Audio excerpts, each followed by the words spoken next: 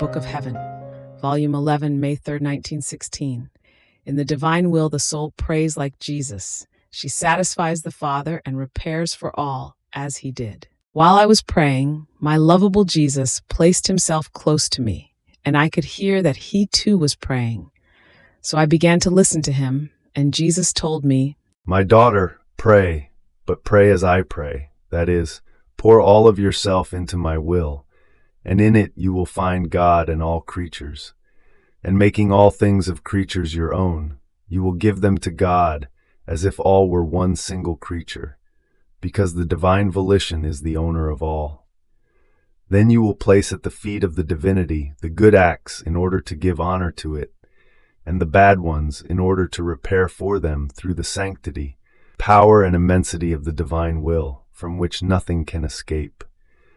This was the life of my humanity upon earth. As holy as it was, I still needed this divine volition in order to give complete satisfaction to the Father and to redeem the human generations. In fact, only in this divine volition could I find all generations, past, present, and future, and all of their acts, thoughts, words, etc., as though in act. And in this holy will, letting nothing escape me, I took all thoughts into my mind, and for each of them in particular I brought myself before the Supreme Majesty, and I repaired for them. And in this same will I descended into each mind of creature, giving them the good which I had impatriated for their intelligences.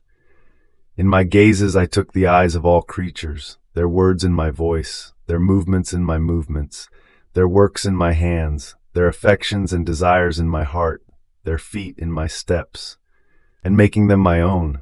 In this divine volition my humanity satisfied the Father, and I placed the poor creatures in safety. And the divine Father was satisfied, nor could he reject me, he himself being the holy will. Would he perhaps reject himself? Certainly not. More so, since in these acts he found perfect sanctity, unreachable and enrapturing beauty, highest love, immense and eternal acts, invincible power. This was the whole life of my humanity upon earth, from the first instant of my conception up to my last breath, to continue it in heaven and in the most holy sacrament. Now why can you not do this as well? For one who loves me, everything is possible.